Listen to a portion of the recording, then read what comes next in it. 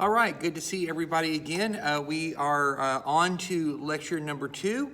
Last time out, we talked about the European exploration of the New World, or at least a little bit of it, and then we discussed the problems that had kept England from doing little more than sending explorers to the New World, and those problems weren't completely solved, but they were largely solved in a historical sense after the defeat of the Spanish Armada. And the destruction of the Armada did a lot of things. It made England safe from invasion by the Catholic powers of Europe.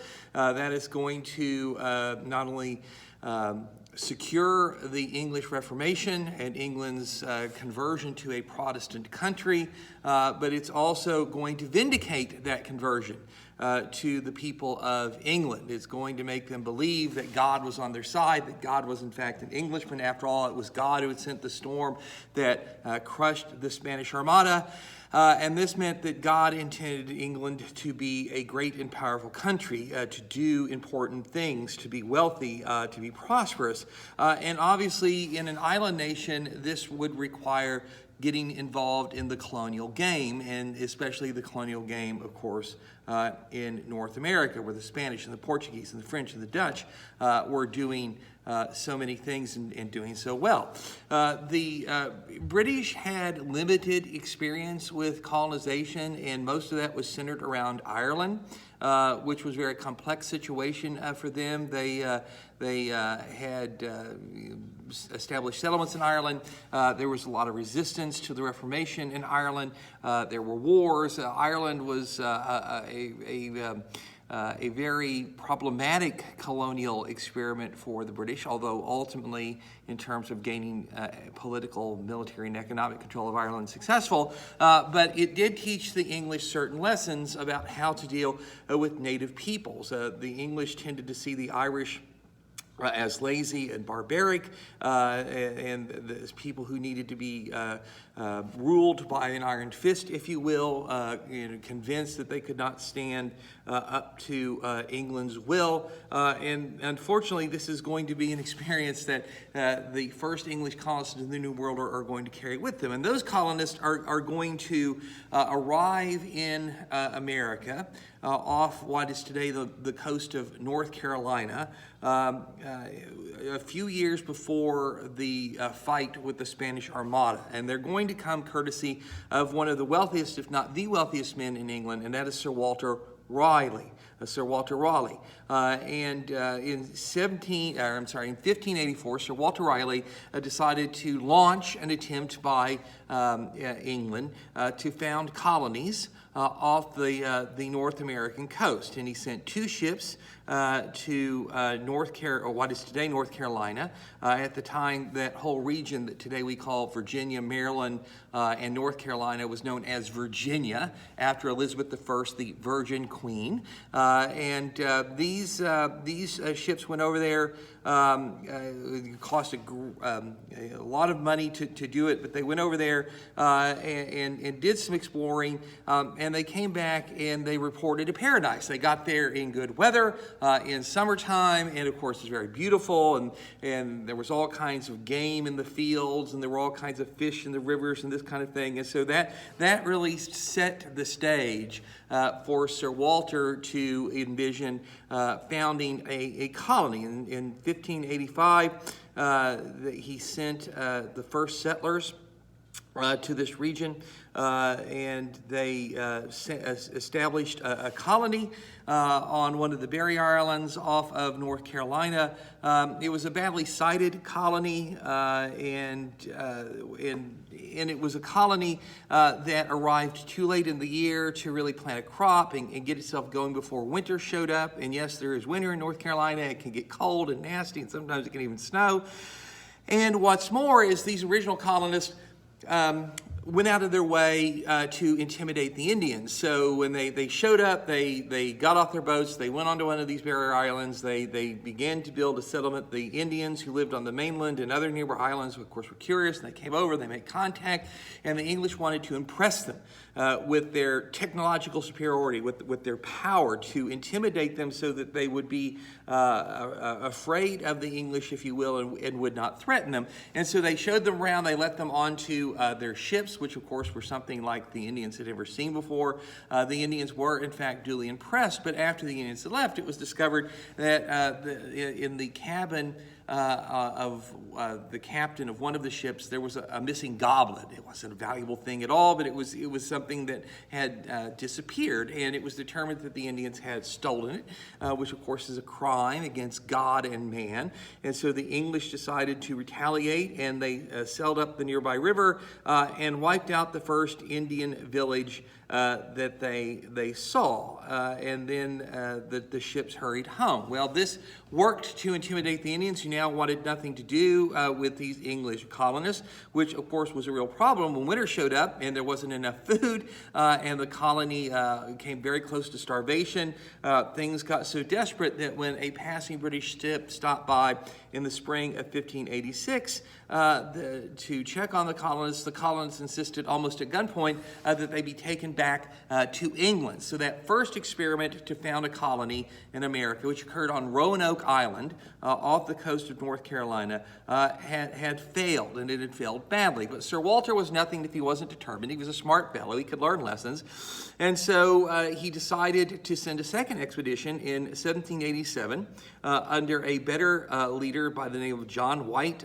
They undertook the endeavor at a better time of year. They would get there in time to plant crops.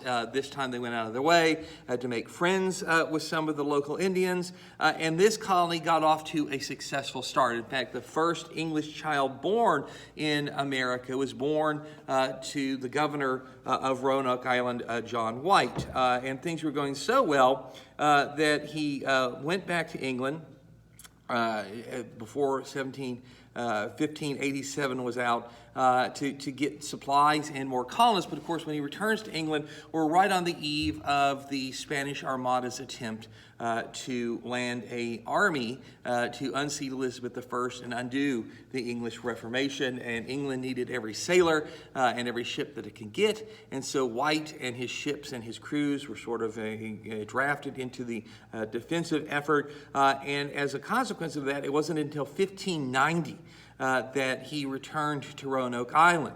And when he got there, he found the settlement. The buildings were there, the fences, all of this, but the colonists were gone. There were no bones. There was no sign that there had been an attack or anything like that, and so this was something of a mystery. They sailed all around the island. They sailed along the coast. They lit bonfires. They beat drums. They fired cannons and these sorts of things. But they could find no colonists. The only clue was the word Croatoan that was carved in the bark of a tree, and that is the name of a local Indian tribe that the colonists had befriended. And White wanted to keep searching, but his crews were in a near mutinous state for a number of reasons. And so he was forced to return to England, and therefore the Roanoke colony, as far as the English were concerned, had simply disappeared. It had vanished into thin air, which of course, spun all sorts of terrifying stories and that kind of thing. We know today, with pretty good certainty, that what happened was that the Roanoke settlers had befriended the Croatoans, who had Indian enemies, another tribe on the mainland, and as allies of the Croatoans and threatened by these Indian enemies, the English colonists had decided to move to a different island where they basically became part of the Croatoan tribe.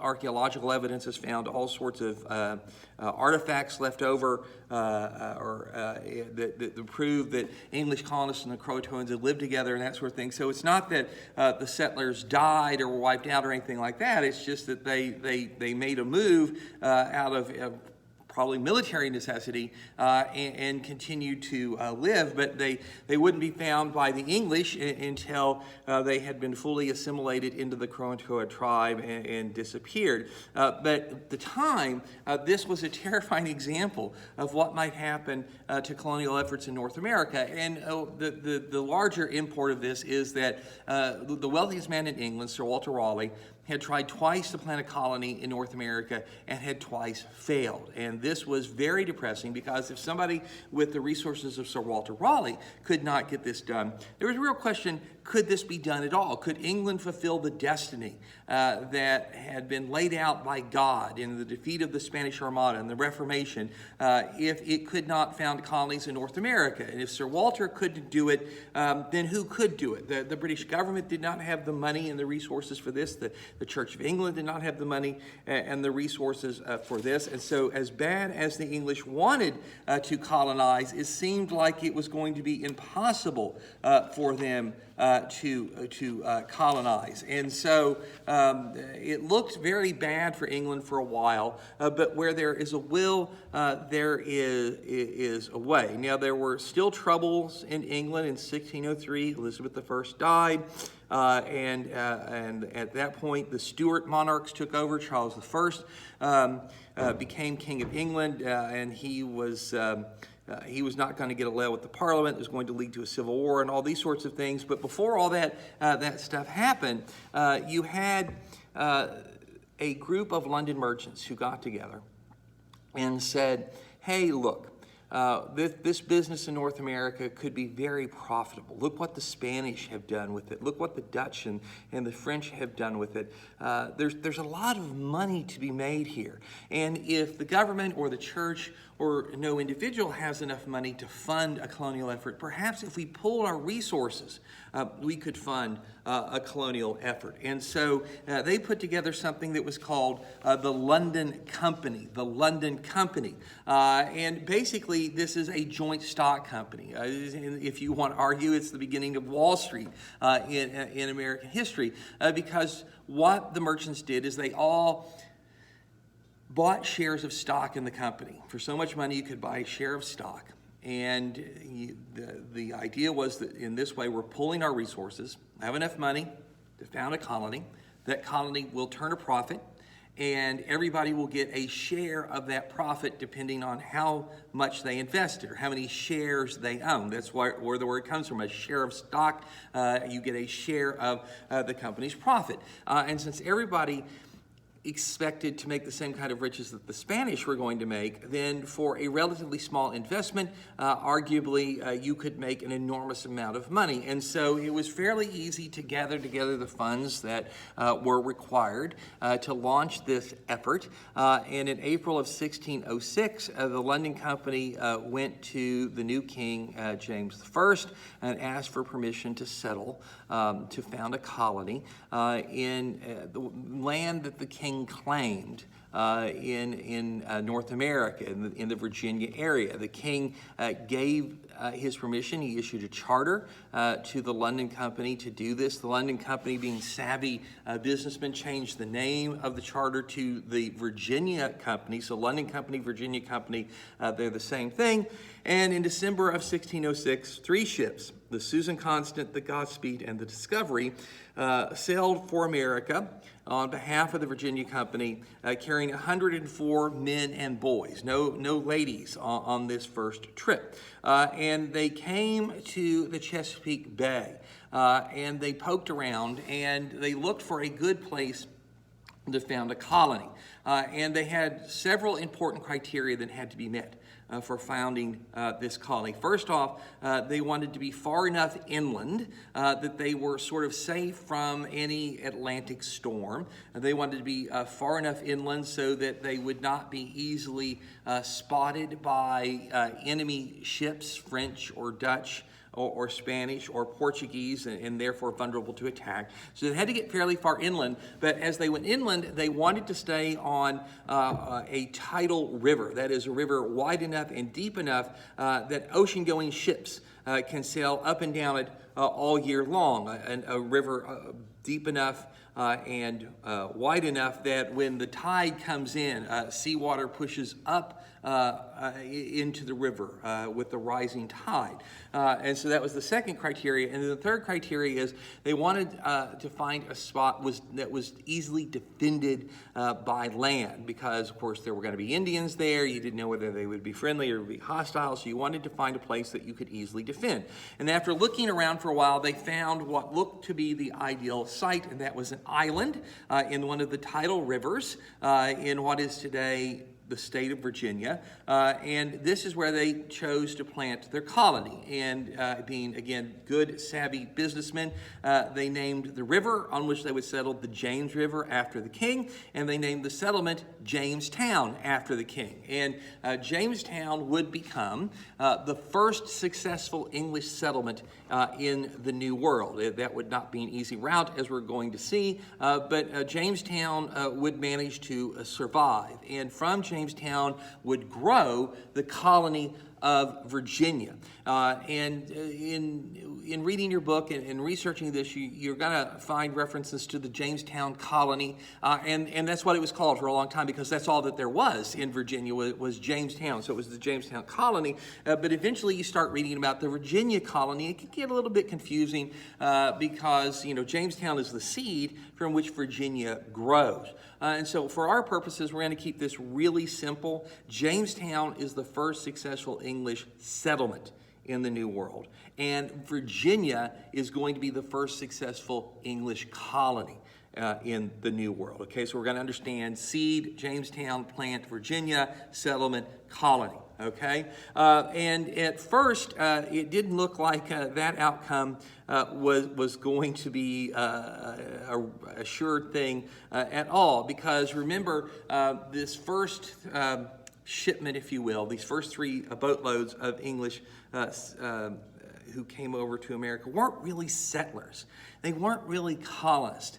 To settle means you're going to settle down, you're going to stay, right? To colonize means that you're going to build a colony. It implies that there's an endeavor here for permanence. And that really wasn't what was in the mind of these first 104 settlers. They built some structures, some cabins and stuff. They had chosen an island, and an island for their settlement was a really good idea, because not only was it well inland, it was on the tidal river, but islands are easily defended from land. Any attacker has to cross water to get at you. So they built a palisade, a wooden wall around their island, a wooden walled fortifications, sort of think of the old West movies, and the forts that you see there, with the sharpened, stakes and that sort of thing. And as soon as they got that done, their supplies unloaded, these 104 men and boys scattered into the interior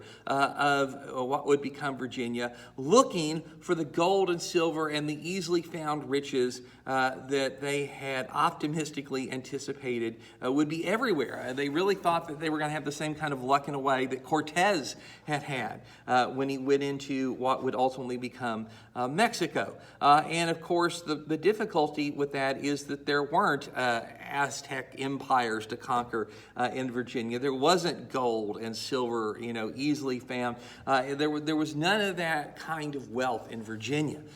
There was undeniably all kinds of economic opportunity in Virginia. The resources were there to create wealth, but through agriculture. And agriculture is painstaking, hard work, and it takes a long time to make a go of it, to get to the point where it's going to be really profitable. And that's not what these first 104 men and boys had come over to do. They didn't come over to work hard. They didn't come over to stay in this wilderness. They come over to get rich very quickly, get on the boat, go back to England, and enjoy their riches, turn a profit for the Virginia Company. And that wasn't happening. And so eventually they staggered back into Jamestown, depressed and disappointed. They ate up their provisions, they drank up their wine, they did nothing really to plant crops or that kind of thing, and they started to die. They started to die. This is going to be part of the story of Virginia for a very long time, because you couldn't have picked maybe a worse place in terms of health to settle than Jamestown. This is in the lowlands of eastern Virginia as the topography begins to slide down toward the Atlantic Ocean. So there were all kinds of swamps around Jamestown, and swamps were known to be unhealthy, but of course nobody understood anything about germs or disease in this day and age, so swamps were considered to be unhealthy because, well, they smelled bad, so it was bad air. You breathe in bad air. We know now that the problem with swamps is that they breed mosquitoes, and mosquitoes carry diseases like malaria and yellow fever, and if you drink bad water, you can get typhoid and this sort of stuff. And so during the spring and the summer and the fall, there were mosquitoes spreading diseases. Another problem at Jamestown is that the island is situated on the point in the James River where the fresh water flowing down toward the ocean from the interior mingles with the salt water that pushes up into the river through tidal action. And so you have this zone where the water is not salty enough to be obviously undrinkable. Okay? It doesn't taste like, you're drinking salt water, but there is too high a salt content in the water. And so if you use that as a primary source of drinking water, you are slowly poisoning yourself. Human beings need salt, but we only need a certain amount. You get too much of it,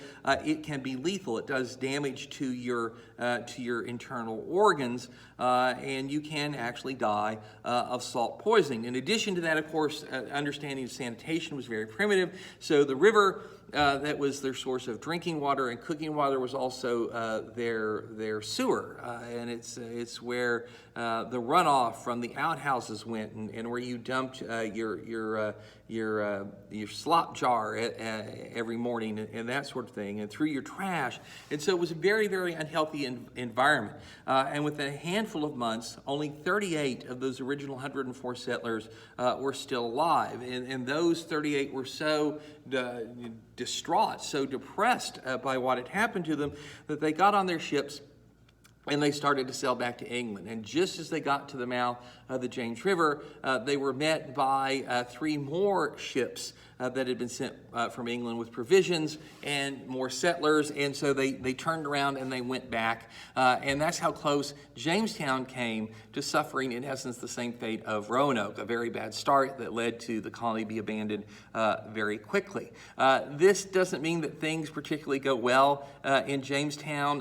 There was no community spirit. Everybody was kind of there on their own hook, looking out for themselves, and that meant that nobody would work to the benefit of everyone, and this led to starvation and almost again the destruction of the colony. In the fall of 1608, one of the settlers, Captain John Smith, seized control of the settlement's ruling council and instituted military discipline. He was a soldier, and there were other soldiers there, and they helped him out, and they forced everybody to go out into the fields and to plant crops and to do the hard work that would allow them to stay alive. And so you managed to keep the company going. You managed to keep the settlement going, but it still didn't make a profit. They tried all sorts of things to come up with a way to make money for the Virginia Company. None of them worked. Everything was a failure. The Virginia Company kept pouring resources into Jamestown. It sent boatloads and boatloads of people. It sent boatloads of supplies, all at great expense. And of course, the difficulty here was that everybody who showed up after a long ocean voyage was just as susceptible to the diseases that inflicted Jamestown as people who had been there for a long time. And basically half of every boatload of new settlers died within a few months.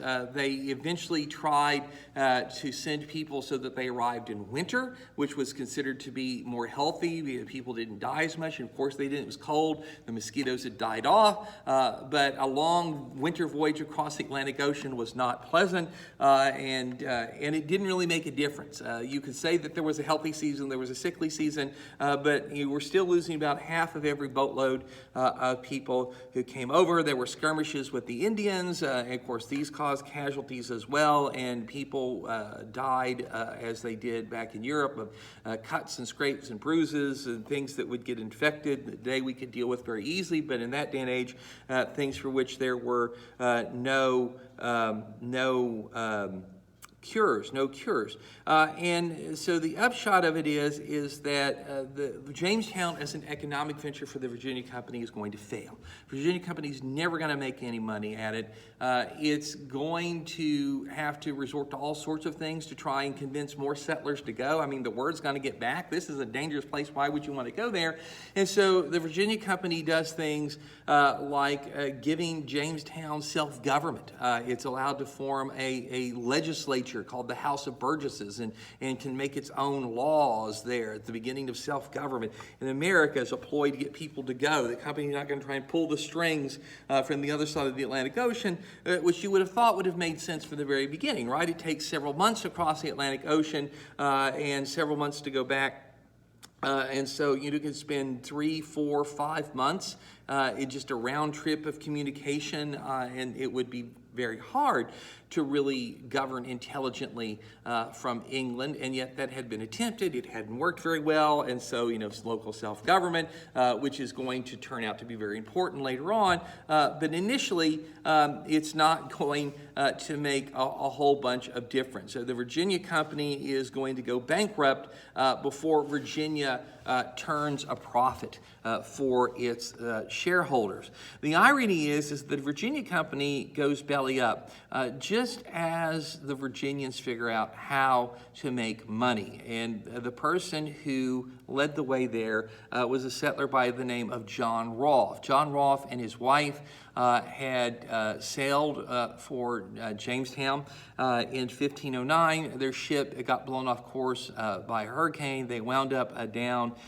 in Bermuda. It took them until 1610 to get there. Shortly after that, Rolfe's wife dies. But Rolfe is the guy who comes up with the idea of planting tobacco in Virginia. And tobacco was a crop that had been discovered by the Spanish during their conquest of Central and South America. The Indians cultivated it, they smoked it in pipes.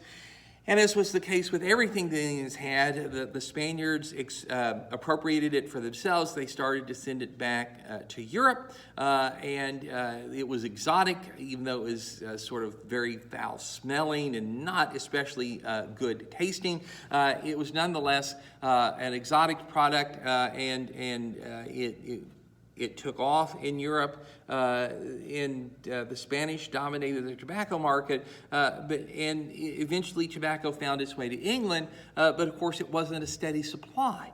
The Spanish and the English were at war most of the time, or almost at war, so trade between them was extremely limited. So tobacco got to England courtesy of British captures of Spanish ships. And that meant the supply was erratic, and basic law of supply and demand, the less of something there is, the higher its price, right? And so when tobacco gets to England and the supply is very rare, then the cost is very, very high, which means only the wealthiest of wealthy people can afford to smoke a pipe. And this was a way of displaying your status. It was a way of proving just how wealthy you were. If you could smoke a pipe, it's like, wow, you're rolling in money, basically. And even though the king warned people against this tobacco business, it's not healthy for you, you shouldn't do it. So the first Surgeon General warning against tobacco products is issued by King of England, if you will,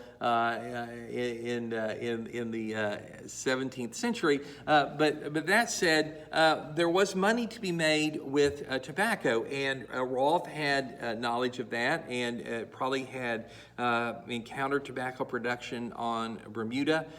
He got some seeds. from the West Indies, and he said, hey, will this stuff grow in Virginia? And of course the answer, yes, it would grow in Virginia. In fact, Virginia was ideal for the production of tobacco. It had very fertile soil, there was abundant rainfall, you had the prerequisite 200 frost-free days in a row required to cultivate tobacco to harvest, and so Rolfe starts to grow tobacco. And send it back to England. He makes a little bit of money, and he thinks to himself, well, can I make a better tobacco than what the Spanish are doing? And the answer, of course, is yes, I can. So he begins to experiment. He begins to crossbreed plants. He comes up with a milder, sweeter form of tobacco, much higher quality stuff than what the Spaniards were shipping from the New World to the Old World. And so Rolfe manages to make money. He makes money. And his neighbors notice that he's making money. Again, remember, we're really painting broad brushstrokes here, grossly oversimplifying things just to get ourselves down the road. Rolfe's neighbors notice that he's making money, and they say, hey, John, why Gibbs, you're making money. And Rolfe says, oh, I'm growing tobacco. And they say, well, we'd like to try and grow tobacco too. And he says, I'll sell you some seeds. And so tobacco production begins to take off. And as tobacco production begins to expand, then the supply in England begins to grow. And as the supply in England grows, the cost begins to come down. And now not just the wealthiest of the wealthy can afford to smoke it, now the wealthy can afford to smoke it. And of course, they want to emulate the people who are one notch higher than them on the socioeconomic ladder. So they take up the habit of smoking tobacco, which means that the market for it in England begins to expand. So production in Virginia begins to grow. And you have now a geometric progression of tobacco production and tobacco consumption. In 1616, for example, Virginia exported just 2,500 pounds of tobacco. By the late 1660s, she's going to be exporting 15 million pounds of tobacco every year, and by 1689, 28 million pounds of tobacco per year. And by that point, there are going to be other colonies that are going to be growing this stuff as well. And so tobacco production takes off. The problem with this, though, is another economic principle. So the more and more tobacco that was produced in Virginia, the lower and lower the price got at England. Well, that's great for a while, right? Because it means now not just the wealthiest of the wealthy, but the wealthy, and now the almost wealthy, and the small merchant middle class, and now the farmers. And so sooner or later, there was so much of this stuff going into England that almost everybody could afford to buy it and to smoke a pipe or to smoke a cigar or something like this.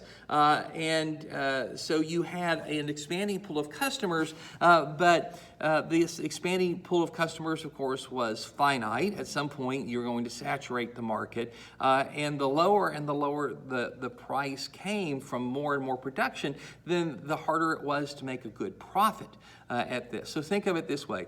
You invent the Snickers bar. You're the only one who has a Snickers bar.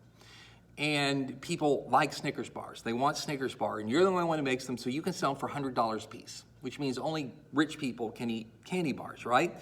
And if you want to make $1,000 a week, then you just need to sell 10 Snickers bars. All right? But now somebody comes along, they buy your Snickers bar, they don't eat it though, they dissect it, they figure out how to make it, and so they start to produce their own Snickers bars. Well, now there's competition, and there are twice as many Snickers bars on the market as there used to be, and to oversimplify, let's say that this, reduces the price in half, and so now you can only sell your Snickers bar for $50, and that means if you want to keep making $1,000 a week, you have to sell twice as many as you did before. Now you have to sell 20 instead of 10. And then more and more people start to produce Snickers bars until they're only worth $1.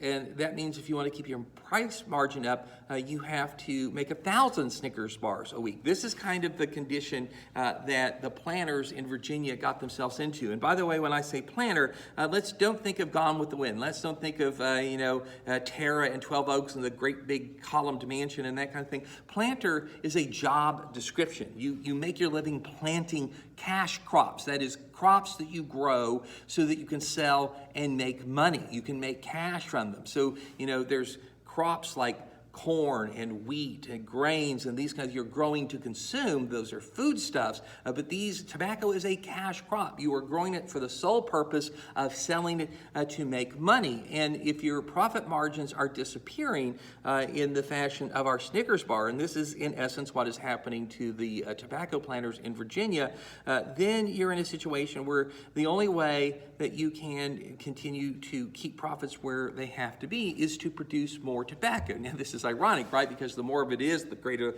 the downward pressure on price. So it's kind of a catch-22, if you will. But nonetheless, that's what you have to do. And so there was a vast need to expand in Virginia. And this is why out of Jamestown grows the colony of Virginia, because you have to have more and more land to produce tobacco. That means people move further and further away from Jamestown. They cut down forests to plant crops. You get away from Jamestown, you get away from the salt in the river, you get away from the mosquitoes, you're a little bit healthier, you're beginning to figure out how to live here in America, so you're doing a little bit better. People aren't dying quite as quickly, and so Virginia begins to grow, which is not going to make the Indians very happy. It's going to prompt a war with the Indians in 1622, where 25% of the colonists are going to be killed in a single day in a surprise attack. In March of that year, probably the best chance the Indians ever had to drive the colonists out of Virginia, but of course they didn't get it done. The Virginians counterattacked and managed to hold their own. So you have additional difficulties that are associated with tobacco production, but Indian warfare aside, there was plenty of land in Virginia. If you're willing to fight for it, you're willing to work hard, you had plenty of land in Virginia. You had ideal growing conditions for tobacco in Virginia. And so all of the prerequisites were there to expand tobacco production, to try and keep profits high, except one. And the one that you did not have was an abundant supply of labor. There weren't enough workers. There simply were not enough workers. It cost money to go to Virginia. You had to pay your own way, which meant that the people who came to Virginia came from the merchant class or the sons of the nobility. They had the wherewithal to get themselves there, to get land. Once they got there, they didn't come over here intending to work for somebody else. They intended to be the boss, not the employee. And as long as you're talking modest tobacco production, that's going to work okay. But if you're having to expand it, put more and more acreage ever under the plow, then you're going to have a larger workforce. And the reality is that there weren't any workers. And so you're going to have to find a source for labor somewhere. And enslaving the Indians isn't going to work. You're not going to be able to capture many of them. They're not going to do well as slaves. And there had to be a different answer. Well, in fact, there was a different answer, and for the English, a better answer.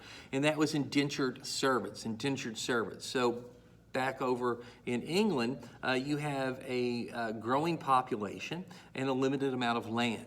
You also have a rigid class structure, which means if you're born into the nobility, you live and die in the nobility. If you're born into the merchant class, you probably live and die in the merchant class. Born into the landholding class, you live and die in the landholding class. Born into the peasant class, you live and die as a peasant.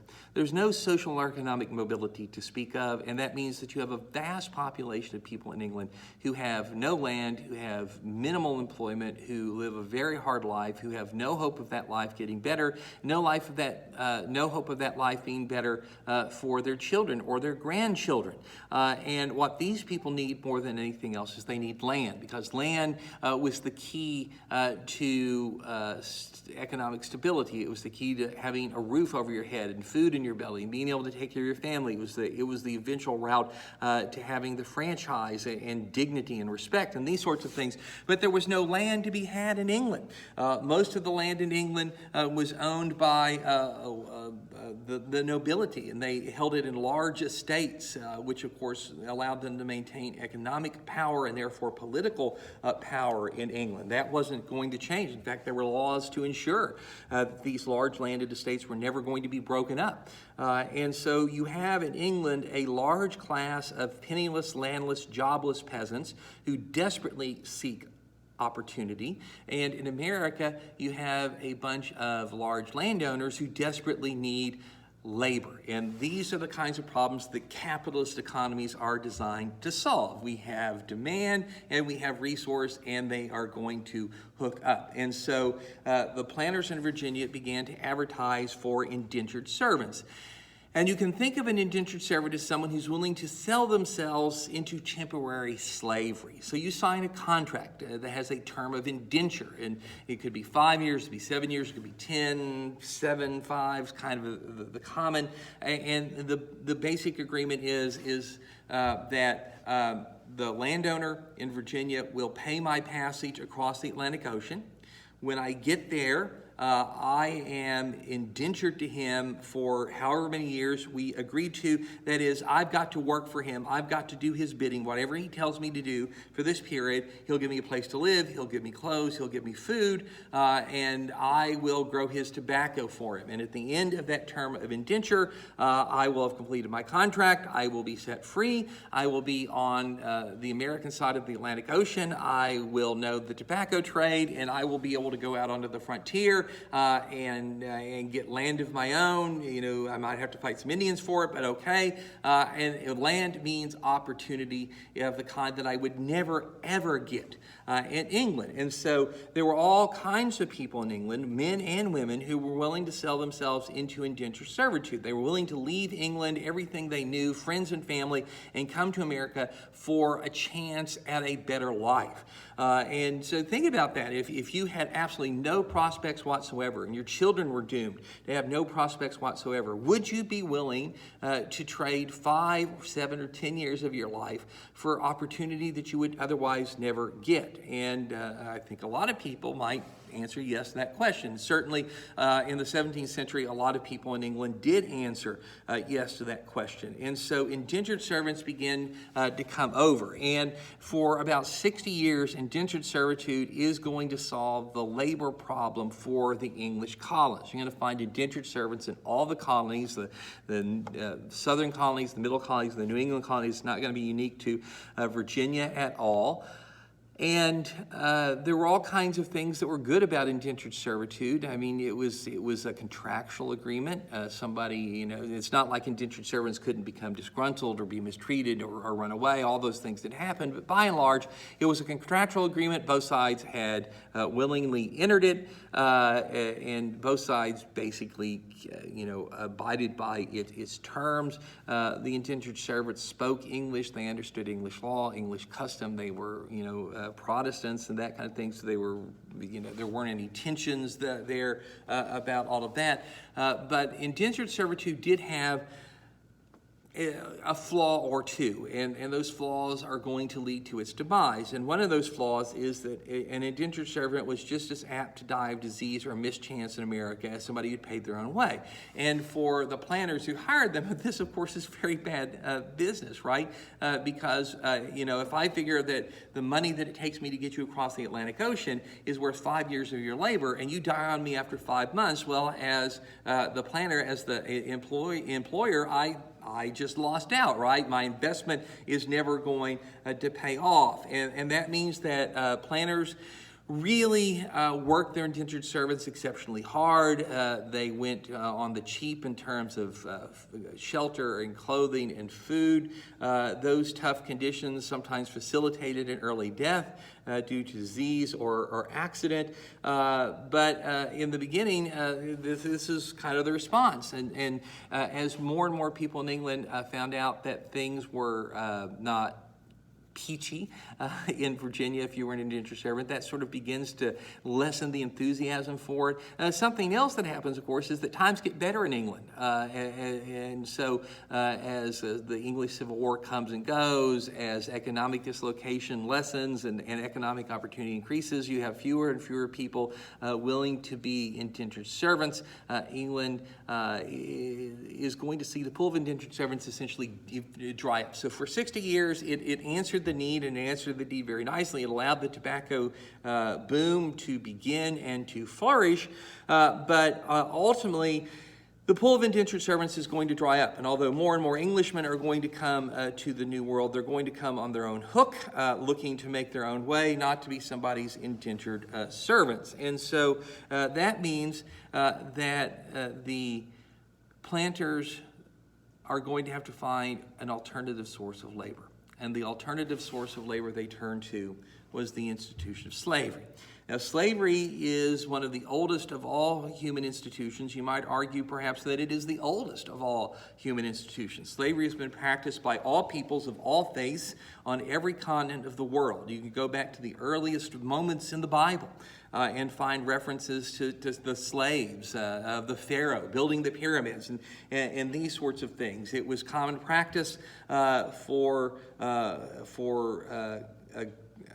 populations, tribes, nation states, the Romans, the Greeks, the Mongols, the Turks, and the various African tribes and the native tribes in Central and South America and North America to wage war against one another, to take captives, to enslave those captives, to buy and sell those captives. This is a ancient institution practiced almost everywhere where there were no alternatives to cheap, reliable labor. And so slavery was known in England, but it wasn't necessarily pervasive in England because, well, you had these peasants who would work for almost nothing. Why would you have to go to the trouble of owning them and therefore be responsible for housing and feeding and clothing them when you can just hire them out when you need them?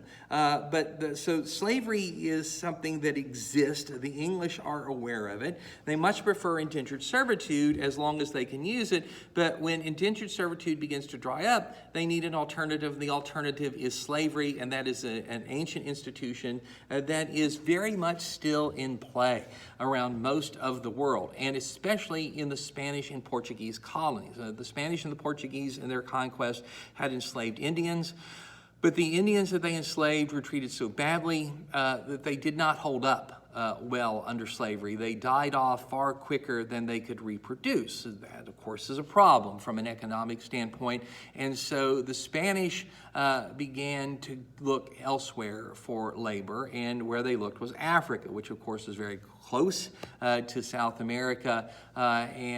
So we talked about this a little time out. The Dutch, the Spanish, the Portuguese would all get involved in this trade, and ultimately the English would be in it as well. They would go to the coast of Africa. They would get in touch with local rulers in places like Ghana, and they would trade for slaves. And so African tribes would go in, attack other African tribes, take prisoners, turn them into slaves, and sell them to the whites, who would then transport them to the New World. You have to understand, again, that we're talking about an era in which life is short, it is hard, it is harsh, it is a world in which might makes right, where the strong dominate the weak, where ideas of human rights are basically non-existent outside of biblical teaching.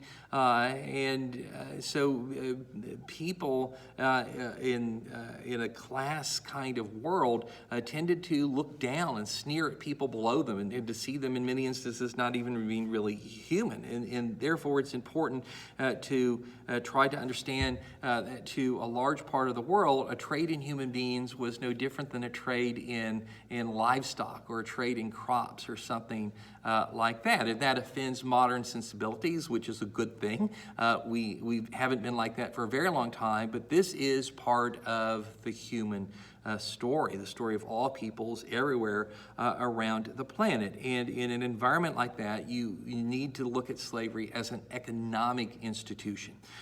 Slaves are commodities. Commodities are bought, they're sold, they're traded, and they're subject to the laws of economics, which means that there are times when there are economic downturns, depressions, and panics, and these sorts of things, and that drops the price out from under commodities, including slaves. And so in 1620, you had a Dutch captain who had come to the Caribbean with a load of 19 slaves. He was looking to sell them, but the economy was bad, and nobody was looking to buy slaves. So he's got a cargo that he can't get rid of. And this is not just any cargo. This is a cargo that eats, that costs him money every day, that he keeps it. Taking it back to Africa, of course, is a non-starter, and letting them go in the Americas is a non-starter. None of that is going to produce the profit, the return on the investment of the voyage. And so this Dutch captain thinks to himself, where can I offload these slaves? And then he says, hey, you know who's always desperate for labor? Those Englishmen up in the Chesapeake Bay. So he sells to Jamestown in 1620, and he manages to sell his 19 slaves to the Virginians. The English kind of took to slavery very slowly as sort of a last resort after indentured servitude wore out. And at first they didn't quite really know how to deal with this, and so they treated slaves as indentured servants who had really long terms of indenture. It cost a lot more money to buy a slave whose services theoretically you have for life than it would to pay for an indentured servant whose services you have for 5 or maybe 10 years. And so the English in the beginning tended to see slaves as indentured servants who had long terms of indenture, maybe 20 or 25 years, which could be in essence the lifetime of the slave, but they bought them. And as indentured servitude dried up, slavery was right there to be turned to as a replacement for indentured servitude. And after a while, the English would come to realize that there are certain advantages, economic advantages to the institution of slavery. And one of these is that once you get over the idea that slaves are indentured servants with really long terms of indenture and say, hey, no, slaves are something that I can have for life, then, money to years of service begins to work in your advantage, especially if the slaves do not die too soon. Additionally, if you do this right, you buy male slaves, you buy female slaves, you let them cohabitate, they'll produce children, those children become your property. That's not the case with indentured servitude. If you had a male indentured servant, a female indentured servant, they got married, they had a child, that child is not an indentured servant. That child didn't sign a contract with you. But the offspring of slaves are yours to use as your labor or to sell off and to make a profit if you so desire. Now, the downside of this is that, every new slave child is an extra mouth to feed, and there's an expense that's involved here, and if you let that get out of hand, this can be an economic detriment to you. But then you always have the option of selling off some of those slaves to solve that problem if you can. It's not a perfect solution by any stretch of the imaginations, and it comes with its problems.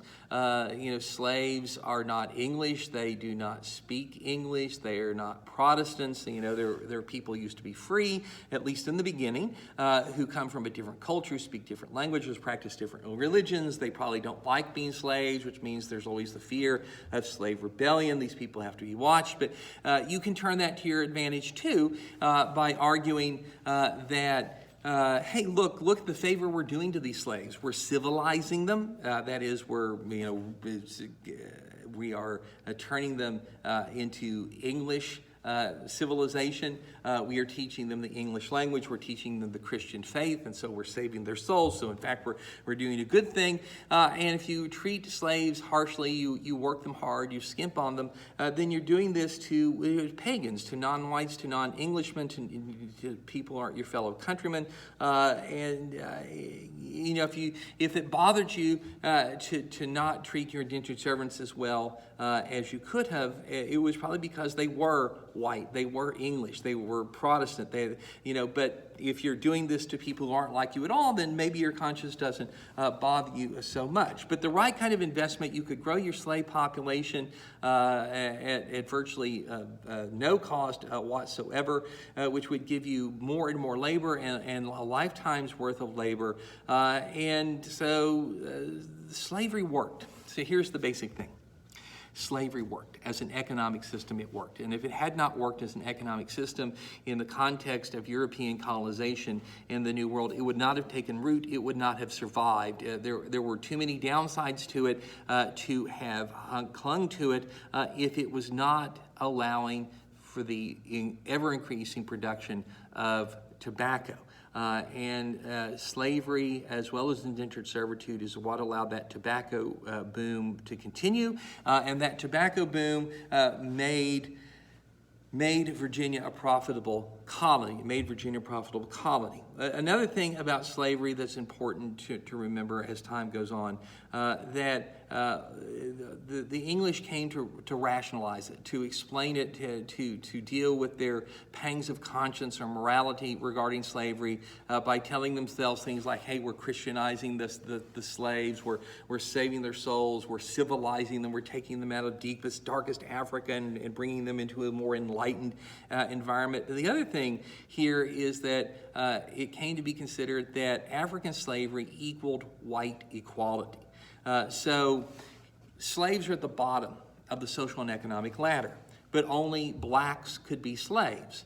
Whites could be indentured servants, which is the very close cousin of slavery, but it's not slavery. And so no matter how far you fell down the social and economic ladder in the European colonies, you could never hit rock bottom as a white person because you could never be a slave. And in addition, the number of people who were slaveholders was actually relatively small. At no point in American history do more than 25% of the families of the South own slaves. Now that sounds like a very impressive number, and in some ways it is. But remember that when somebody throws statistics at you, you should always do the reverse mathematics. So if I tell you that 25% of families own slaves, I'm also telling you what? That 75% don't. And that seems like a much more impressive number, right? But here's the thing. The slaveholders needed non-slaveholders to help them watch and control the slave population. And that meant that in Virginia and the other English colonies, the people at the top of the social and economic ladder needed the people in the middle and the bottom of the social and economic ladder in a way that they would never have needed them in England. They could not lord it over them and push them around and ignore their wants and their needs or their concerns the way that they could back in England. In addition to that, remember that you're in a wilderness society, the institutions are just being formed, and that everyone has a gun. Everyone has a gun. And you have to have a gun. You have to have a gun for protection. You have to have a gun for hunting. But those guns could be used for political purposes as well. And there were all kinds of royal governors who lamented the difficulty of controlling colonial populations because these people are all armed. You do not push around an armed population the way you push around an unarmed population. There's a reason. There's a Second Amendment in the U.S. Constitution. As we will see, the ability of the people to rebel against their government is going to be the founding essence of our country in some way, and an armed populace is a populace that has the ability to fight back against a government that they consider to have become tyrannical. And so the antecedents of this are very deep in American culture, American law, and American history. So in the English colonies, the upper crust of society had to pay attention to the people in the middle and the bottom. It had to address their concerns, even as deference, the idea that the people in the middle and the bottom should defer to their betters, the people at the top who should run things. These two things are kind of in a balance with each other in terms of political philosophy.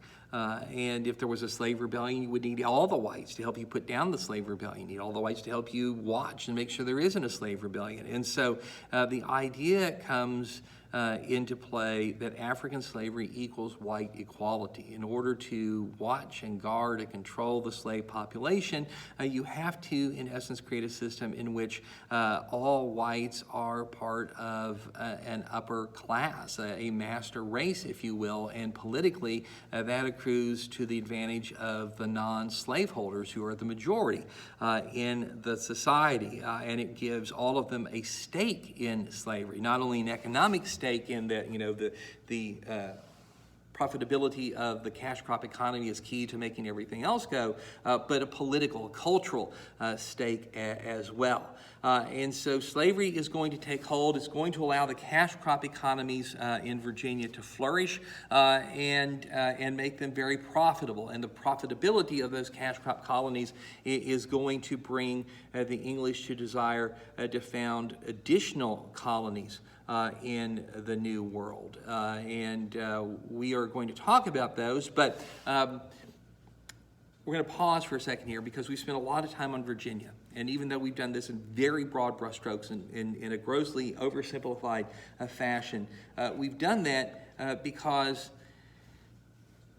there are ultimately going to be three colonial regions. They're going to be the southern colonies. The southern colonies are going to be Maryland and Virginia, North and South Carolina.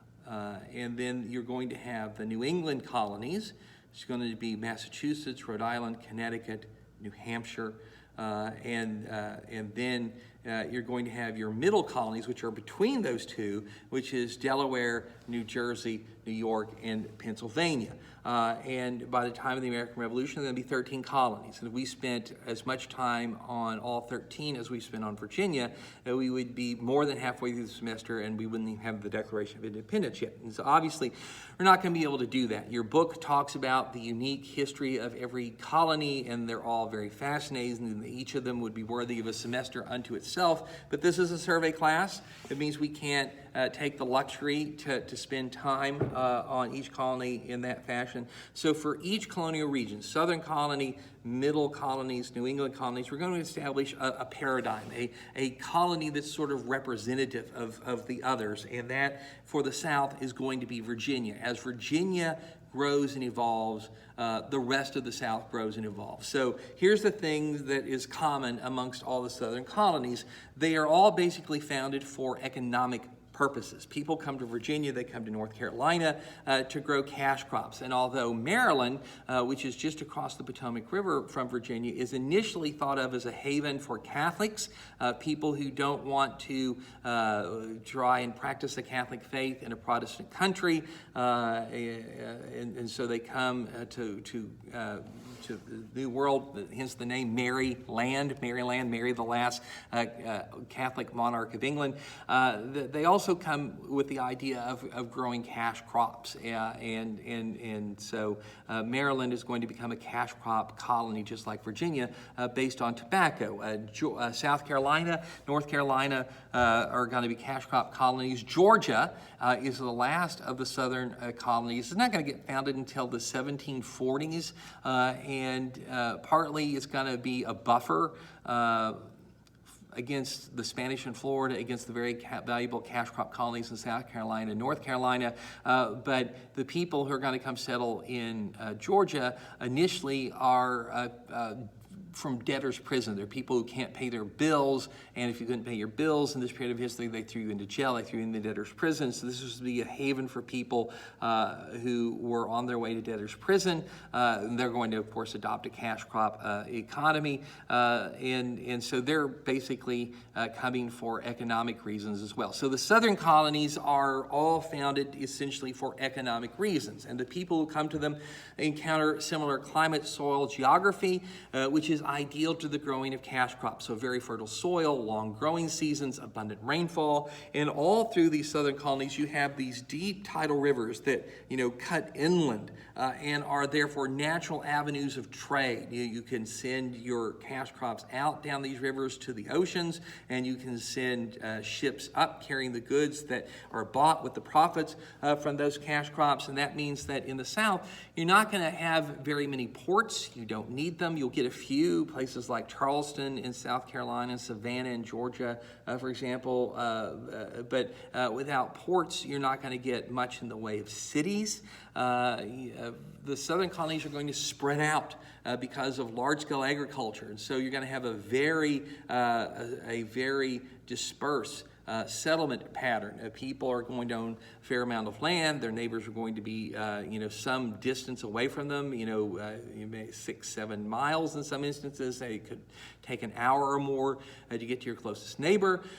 In most places, the county seat is going to be the closest village, and it's going to be 3 or 4 buildings at best. And so you don't have a lot of urban populations in the South. It's very rural, even by colonial standards, and that means that people are kind of on their own to solve their own problems, to meet their own needs. And so you have the spirit of can-do, the spirit of rugged individualism that is incorporated into the South. At the very beginning of its cultural existence. and the county becomes the primary unit of social structure in the South. Not towns, not cities, but the counties. And the economic evolution of the South, the cultural evolution of the South, the labor institutions of the South, all of that, the economic institutions of the South, they're all predicated on the climate, the soil, and the geography. So those essential elements, bend the twig so that the tree grows in a certain way. And the other thing that the Southern colonies pretty much all have in common is that they are Protestant colonies. They are largely Church of England, Maryland being the one exception, but they are all Protestant colonies. Southern colonies founded for economic purposes because of climate, soil, and geography. They adopt cash crop economies that are fed initially by indentured servants and ultimately by slavery. The need to have lots of land to grow cash crops makes the county the basic building block of society. People spread out, infuses in them that spirit of can-do, rugged, self-reliant individualism. Very few cities, very few ports, and very small towns. And there you have the idea of the Southern colonies. The next group of colonies that's going to show up, the New England colonies, are going to be founded for very different reasons. They're going to be founded in a very different environment in terms of climate, soil, and geography. So their settlement patterns, their economic systems, their political systems are all going to evolve very differently than what you find in the South, and the same thing is going to be true for the middle colonies. And so we're going to stop here, and we will take up the story of the New England and the middle colonies in our next lecture. I have a couple of questions for you out of this whole period of colonization. I'm only going to have 5 questions, so you're only going to get 2 questions out of this lecture. And the first question out of this lecture is, what is the name of the Englishman? What is the name of the Englishman who introduced tobacco to Virginia? What is the name of the Englishman who introduced tobacco to Virginia? And then the second question is, what is the name of the first successful English settlement in the New World? What is the name of the first successful English settlement in the New World? So those are questions 1 or 2 out of this lecture, which is sort of part 1 of English colonization. In the next lecture, when we look at New England and the middle colonies, I'll have 3 questions for you, and we will move forward along that fashion. So I hope everybody is doing well. I appreciate everybody getting the introductory lecture responses into me. And remember, you're supposed to be collecting these questions and answers into a single document that's named, the file is named your name, first name, last name, test 1 questions that you're going to submit to me at the same time as you submit your essay when the first test is due. And as always, be sure to look at the maps and other material that I send accompanying the link to the videos because that's helpful. It's true that sometimes a picture is worth 1,000 words. And in addition to that, if you have questions, you just want to talk about material, you're unclear on something, always feel free to reach out to me by email. I am here to help you do well and to help you learn. So that is it for this one, and I will look forward to seeing you next time.